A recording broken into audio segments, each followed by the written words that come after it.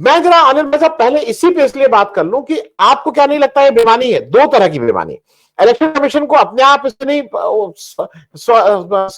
अब बोल लेना चाहिए, कॉन्फिडेंस लेना चाहिए इसकी कि भाई ये कैसे कर रहा हो। दूसरा, एबीपी न्यूज क्या ये इस तरह के पुराने वीडियोस को बीजेपी करती तो समझ में आता, एबीपी न्यूज कर रही है, किसके कहने पर कर रही है वो अलग बात है।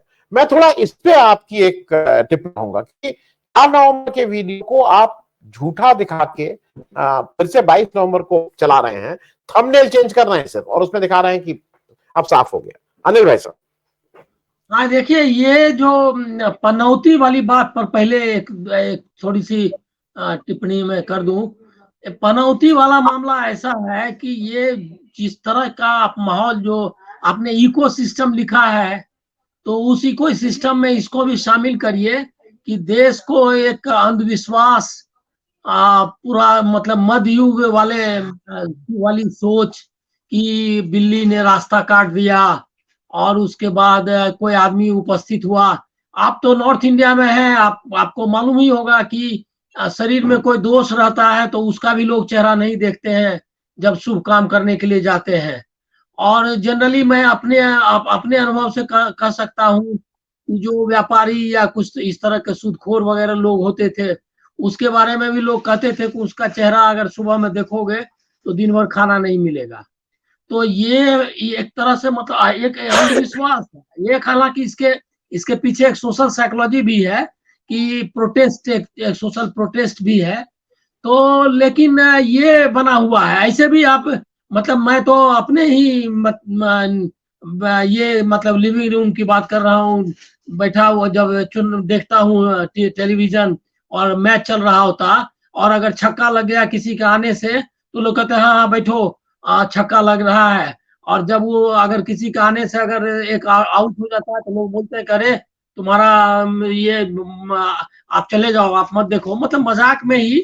लेकिन ये कहीं न कहीं अचेतन और अवचेतन में है, हमारे दिमाग में अवचेतन में कि कुछ होता है ये मतलब शुभ और अशुभ का या अपशकुन का मामला।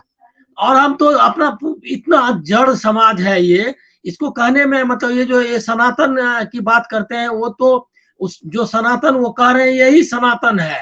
मतलब जड़ता जो है समाज की वही सनातन है, बाकी तो सनातन हो नहीं सकता क्योंकि प्रगति जो है वो सनातन थोड़ा ही होता है, वो तो आगे बढ़ने की बात होती है। तो उसके ये पक्ष में रहते हैं और पनौती लोग बताते रहते हैं। अपने ही 2013 का भाषण है या बाद का है जिसमें नरेंद्र मोदी बताते हैं कि हम कितना लकी आदमी है। और वो भाषण मुझको याद है, दिल्ली में उन्होंने भाषण किया था कि बारिश हो रही है और फसल बहुत अच्छी हो गई, लोग जो है सो इससे जलते हैं, तो मैं क्या करूं, मैं इतना लकी हूं, इस टाइप का कुछ हमको ध्यान में आ रहा है। तो आप तो खुद ही प्रमोट कर रहे थे, तो अब तो आप पे चिपक गया। और मैं आपको एक बात मतलब निश्चित तौर पे कहता हूं कि जिस तरह का आपने समाज बनाया है इसको ये डिफेंड नहीं कर सकते। उन्होंने वहां जो कहा ये नहीं कहा है, जो इलेक्शन कमीशन को लिख के दिया है उसमें ये लिख करके नहीं दिया है कि पनौती नहीं होता कुछ। उन्होंने कहा ये शब्द जो है वो असंसदीय, मतलब एक तरह से गाली है इस तरह से, और ये गलत शब्द का इस्तेमाल किया गया, उनका अपमान किया गया, ये सब टाइप से लिखा गया। ये इसके खिलाफ बोल नहीं सकते क्योंकि ये इसके समर्थन में और माहौल यही बनाते रहते हैं।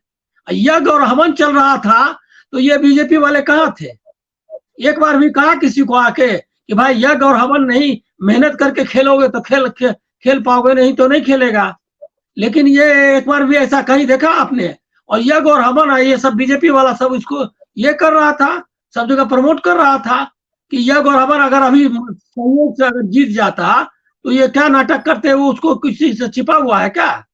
ये पूरा मोदी जी लेकर के झंडा लेकर के और वो पूरा कैमरा इंतजाम घुस गए उसके ड्रेसिंग रूम में, वो प्राइवेट जगह है। कपिल देव ने इस पर कमेंट किया है कि ये सैंक्टिटी है, मतलब पवित्र, मतलब वो एक तरह समझिए कि एकदम निजी ये है, उस क्षेत्र में किसी को भी नहीं घुसना चाहिए।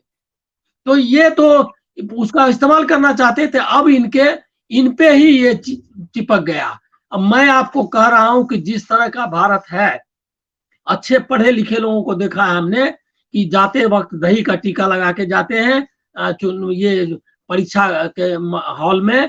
पहले निकलने के पहले घर से निकलने लगते हैं तो 4 बार जो है गणेश जी का नाम लेते हैं और नमस्कार करते हैं। ये पनौती ना भई हो, लेकिन शुभ अशुभ का बहुत गहरा प्रभाव है।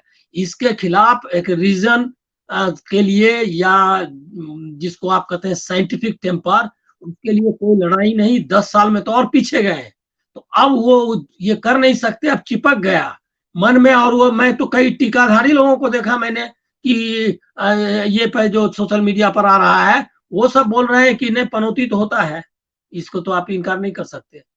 अब वो जो उसमें तो कई उनके भक्त रहा होगा, तो वो तो उन पे चिपक गया। अब ये जो ओपिनियन पोल के बारे में आपने दूसरी बात की इस पे, यहाँ पे इसमें देख लीजिए, ओपिनियन पोल तो अभी तो गोदी मीडिया के तरह गोदी सर्वे एजेंसीज है, गोदी सर्वे एजेंसीज हैं, जो कि जिनके बारे में मैं कई लोगों को मैं जानता हूं व्यक्तिगत तौर पे, उनका नाम नहीं लेना चाहता कि उनके क्या कनेक्शन है। वो उसी परिवार से आए हैं और उसके बाद ये इसको प्रमोट कर रहे हैं। और रातों उनको सेफोलॉजिस्ट बनाने के लिए कितनी मेहनत बीजेपी के लोगों ने की है मीडिया में, इससे मैं वाकिफ हूँ। मतलब मैं आपको फर्स्ट हैंड अपने अनुभव के आधार पर बता सकता हूँ। नाम आप भी जानते होंगे, लेना नहीं चाहिए, मर्यादा के अनुकूल नहीं है।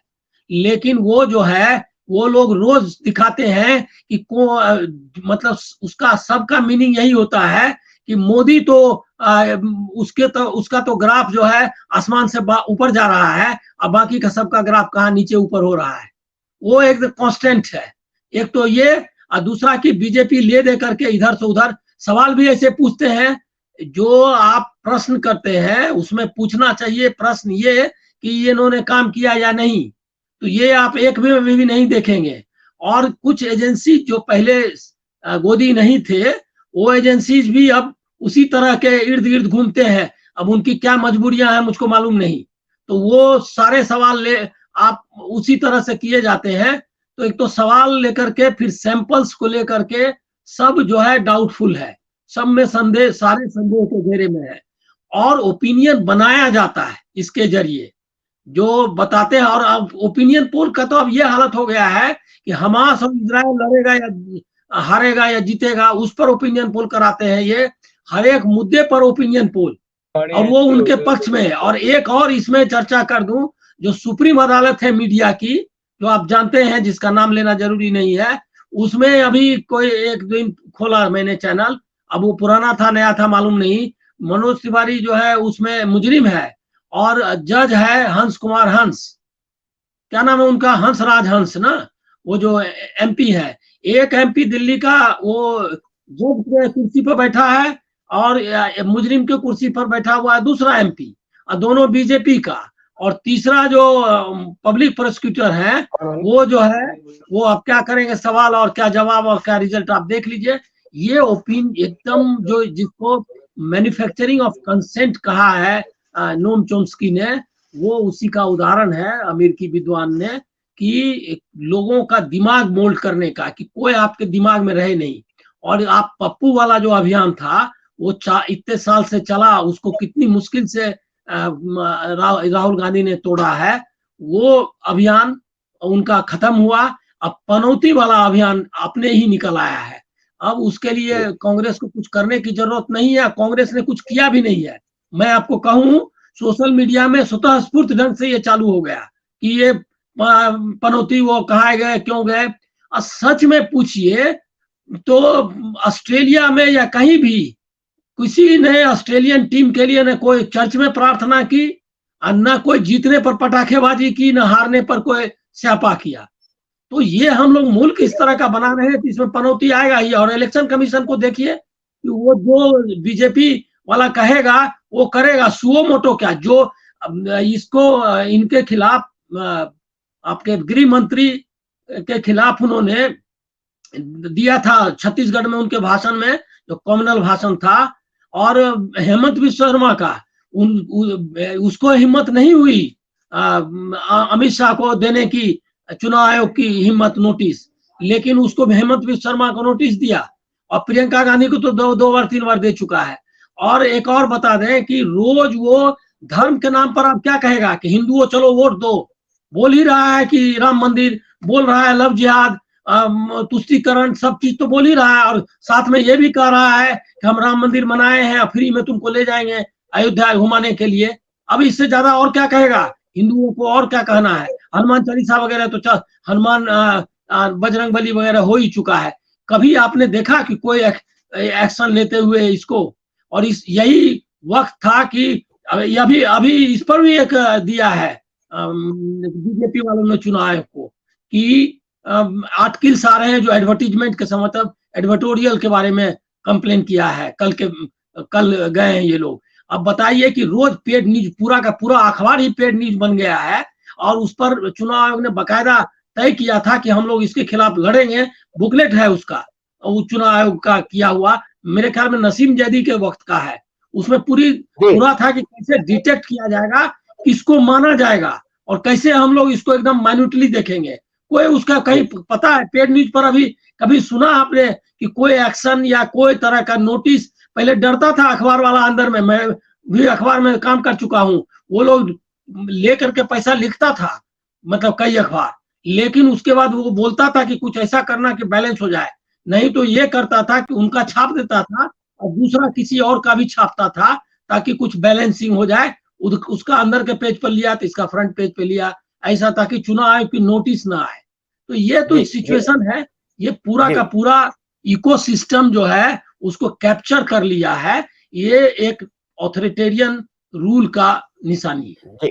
अनिल सिन्हा साहब, मैं एक चीज जल्दी से, इसलिए ये जो इकोसिस्टम की बात हो रही है, मुझे ऐसा लग रहा है कि आज कांग्रेस लेड इंडिया, मैं कांग्रेस लेड इंडिया इसलिए बोल रहा हूं क्योंकि इंडिया ऑपोजिशन जो है वो एक इकोसिस्टम बना रही है जहां पे जवाबदेही की बात हो रही है कि जवाब दो भाई, हमने जवाब दिया। हमने अशोक गहलोत से सवाल पूछे जा रहे हैं क्या क्या किया, बघेल जी से सवाल पूछे जा रहे हैं क्या क्या किया। दूसरी तरफ बीजेपी अपने पुराने सुर में वही है कि 22 जनवरी को अभी जब रामलला पहुंच जाएंगे तो देखना सब कल्याण हो जाएगा। यहां हम सब चारों लोग हिंदू बैठे हैं, अरे आप भी अयोध्या जाएंगे तो आप भी प्रणाम करेंगे, मैं भी प्रणाम करूंगा। तो ये जो इकोसिस्टम की बात है कि बीजेपी एक तरह की बात करके, मैं आपसे आज मेरे एक बहुत कर्नल साहब हैं फौज के, आज आए थे, अरे कहे बहुत महंगा पड़ेगा। जैसे मौत का सौदागर था ना, वो बूमरैंग किया था, वैसी पनौती बूमरैंग करेगा। मेरी जितनी वो है पनौती बूमरैंग नहीं करेगा, पनौती चिपक गया है। मेरे मतलब ये तो कोई भी साधारण समझ रखने वाला ये समझ रहा है कि पनौती से अब बाहर निकलना थोड़ा मुश्किल है। लेकिन इकोसिस्टम की बात, कांग्रेस और ऑपोजिशन अब शायद जवाबदेही की बात कर रही है कि आपसे जवाब मांग रही है, और वो इकोसिस्टम बन रहा है। देखिए क्या है कि बहुत फर्क आया। मतलब भारत जोड़ो यात्रा के बाद राहुल गांधी ने पहले तो डायलॉग शुरू किया जो कि एब्सेंट था, अनुपस्थित था भारतीय राजनीति में, लगभग अनुपस्थित हो गया था क्योंकि मीडिया पूरी तरह उनके साथ था, कोई डायलॉग का कोई फोरम ही नहीं रह गया था। तो डायरेक्ट डायलॉग उन्होंने शुरू किया। तो इकोसिस्टम का पहला बदलाव ये था कि जनता से या लोगों से डायलॉग करना, जो भी है ये रिस्पॉन्सिबिलिटी का हिस्सा है। ये जो आप कह रहे हैं कि जिम्मेदार बनाने वाली बात, उसी का हिस्सा है कि आप डायलॉग करते हैं। और दूसरा है क्या कि अब तो जो नैरेटिव है पूरी तरह बदल गई लगभग। आप देख लीजिए कि 2019 के तक में कोई जो महंगाई या कोई भी ऐसा मुद्दा जिसको कि जो आप ये मतलब वेलफेयर मेजर्स के मुद्दे हैं, वो सेंटर ये में कहा था डिबेट में, सेंट्रल डिबेट में था नहीं, सेंट्रल स्टेज पे था नहीं, कहीं भी वो उसकी चर्चा नहीं होती थी। एक दूसरे तरीके से सब कुछ चल रहा था। वो चाह रहे हैं क्या कि देखिए बेहतरीन पीरियड है आरएसएस और बीजेपी के लिए ये पीरियड। तो क्या होता है कि आपको पता होगा, साइकोलॉजी में आपने सुना होगा कि स्मृतियों में जब आप आप कौन चीज भूलते हैं, तो जो बुरी चीजें हैं वो भूल जाते हैं, और जो बेहतरीन आपकी यादें हैं उसको आप याद रखते हैं। तो ये चाहता है कि 2019 और 2014 के पहले जो कॉमनल फ्रेंजी गुजरात मॉडल का एक मतलब झूठा जो गुजरात मॉडल था, वो ये सब में लौटाना चाहते हैं लोगों को। अब लोग लौटने से के लिए तैयार नहीं है, वो काफी आगे आ गए हैं, और वो आप कर्नाटक में देख चुके हैं। अब वो ये सब नहीं, मतलब इस तरह के जो दंडवत करना और ये करना, अब ये उनके उल्टे जा रहा है, क्योंकि अब उनको लग रहा है, अब जैसे पनौती वाला ही एक खाली लास्ट लूंगा, कि पनौती वाले को, आपको अगर पनौती मान लिया, उसके बाद आप रामलला के मंदिर में भी जाएंगे तो लोगों को लगेगा कि ये जो है मतलब मंदिर के लिए भी शुभ है या नहीं, इस पर डाउट, ये डाउट क्रिएट हो गया। जी वैसे हम लोग बिना पनौती के ही मानते हैं कि भारतीय जो ये अमृत काल कहते हैं विष काल है, और ये जो है भारतीय राजनीति और भारत के इतिहास में सबसे बुरा काल है, जिसमें कि हमारी सारी संस्थाएं, हमने जो 75 साल में और उसके पहले से जो डेमोक्रेसी बनाई थी, सेकुलरिज्म बनाया था, सभ्यता के लिए एक नया मतलब अहिंसा, आप सोचिए कि पूरी दुनिया में लोग अब जो गांधी जी का तरीका था सत्याग्रह का और अहिंसक ढंग से प्रोटेस्ट का, उसको दुनिया भर ने एक्सेप्ट किया और अब उसको ये करते हैं, मतलब उसका इम्प्लीमेंट कर रहे हैं, उसको लागू मतलब कर रहे हैं, अमल में ला रहे हैं। वो सब हमने पाया था, सबको रिवर्स कर दिया इसने। तो ये पनौती वर्ड तो मैं तो मानता नहीं, मैं तो बता दूं कि मैं नास्तिक हूँ ये, और मैं ये इसमें संस्कृति नहीं, ये अंधविश्वास मानता हूँ। मैं बिल्ली रास्ता काटता है तो मैं रुकता नहीं हूँ, मैं आपको बता दूं। ये थोड़ा डर का मामला है, मैं भी इंटर वगैरह में पढ़ता था तो दही का टिक्का वगैरह में हमको लगता था, या घर से ये एग्जाम के लिए निकले और खाली बाल्टी अगर दिख गई तो डर लगता था। ये जमाने की बात हुई। इस संस्कार से लड़के अब मैं निकलता हूँ, जाता हूँ, कभी बिल्ली काटने से रुकता नहीं हूँ। मैं तो देखता हूँ अपनी सोसाइटी में, मैं जब टहलने जाता हूँ तो जब बिल्ली काटती है तो लोग धीरे से अपना खिसक लेते हैं, लेकिन मैं पार करता हूँ और उसके बाद रोड पे तो कभी नहीं रुकता हूँ। तो ये इससे लड़ने की जरूरत है, और ये जरूरत है। ये नेहरू जी, आपने सही कहा, नेहरू को मैंने कभी कोई तस्वीर नहीं देखी, वो जाते थे जहां, और जो उद्घाटन वगैरह में भी इस तरह के जो नौटंकी वो कभी करते हुए मैं वैसी तस्वीर मैंने नहीं देखी। और संस्कृति का अर्थ ये है कि अच्छा संगीत हो, अच्छे ढंग से आप कपड़ा पहने, बढ़िया बोले, ये जो मूर्खों का सरदार जैसा लैंग्वेज ना इस्तेमाल करें। संस्कृति ये है, संस्कृति वो थोड़े ही है कि ये मिर्ची क्या वो जो हमारे कहते हैं न्यूचना, उसको जो ये करना कहते हैं, मतलब नजर उतारना, तो वो थोड़ी संस्कृति है, वो तो अंधविश्वास है। संस्कृति ये है कि हमने इतनी इतनी अजंता बनाया, एलोरा बनाया, हमने संगीत, शास्त्रीय संगीत में ऐसे बनाए, तानसेन पैदा किया हमने, उसमें बिस्मिल्लाह खां पैदा किया, ये संस्कृति है। कुमार गंधर्व पैदा किया, संस्कृति ये है। कवि में पैदा किया, कवि तुलसी, इतने कवि, कब उस पीरियड में आप देखिए वर्ल्ड लिटरेचर, ऐसे इतने संत आपको मिलेंगे क्या, इतने जितने पोएट्स हमारे, और डिफरेंट शेड्स के, डिफरेंट लैंग्वेज में बात करने वाले। ये संस्कृति है। संस्कृति ये थोड़े ही है कि ये मैं क्या कहते हैं, कार लीजिए, कितने करोड़ों की कार लीजिए और उसमें लटकाए रहिए नींबू और मिर्ची का, ये तो बोगसपना है, और इसके खिलाफ बोलना चाहिए। अनिल भाई, उसका एक पक्ष नजरिया ये भी देखने का हो सकता है। मैं देखता हूँ बहुत से बच्चों को रोजगार मिला हुआ है। सैटरडे को एक लाइन से दुकान में ये नींबू और मिर्चा लेके बहुत से, तो पहले मुझे समझ नहीं आता था कि क्या लेंगे, नहीं साहब ये महीने का हम लोग देते हैं, हर सैटरडे को आके वो एक कोई सज्जन नींबू मिर्चा सारी दुकान वाले लगाते हैं। मुझे लगता है, मुझे ये भी लगता है कि उसमें से आधे लोग मानते नहीं है, उनको लगता है अरे चलो ठीक है, 2-4 रुपया कोई किसी को दे रहा है। एक शायद उसमें पक्ष ये भी रहता है, हो सकता है कि सब लोग उसको उतना मानते ना हो, लेकिन होता है ठीक है, आप पैसा कुछ चला जा रहा है। और बोलने दीजिए, मैं आपको अपना निजी अनुभव एक बताता हूँ कि मेरे घर मतलब मेरा बेटा बहुत सख्त बीमार था।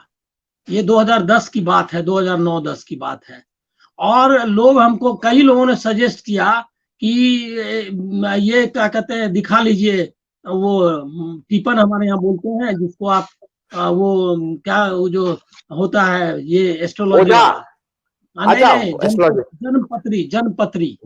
हमने कहा कि नहीं, उसका इलाज कराना है, एम्स में उसका इलाज कराया, और बेस्ट से बेस्ट, मतलब वो बहुत ही बीमार था, और बेस्ट से बेस्ट डॉक्टर, और मैंने उस बीच में जरा भी ख्याल नहीं किया कि ये फालतू चीज। और मैं निश्चित तौर पर बताता हूं कि जरा भी मैं चूक करता उसकी जान को मतलब गई थी, ये निश्चित है, ये मेरी पत्नी भी कहती है। तो एकदम डटा हुआ रहा और बच्चा अपने मजबूत था, उसने उसको ये कर लिया। आप ये समझ लीजिए कि ये एकदम, और जबकि मैं आपको बताऊं मतलब अनुभव की बात होने लगी, पता नहीं कहना चाहिए, मैं एस्ट्रोलॉजी और पामिस्ट्री दोनों का मैंने अध्ययन किया हुआ है।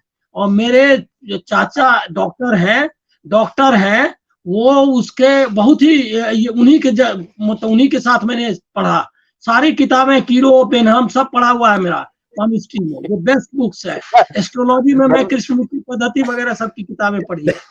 लेकिन वो मैं समझ गया कि ये इसका एस्ट्रोलॉजी का एस्ट्रोनॉमी से कोई संबंध नहीं है, ये अनसाइंटिफिक है।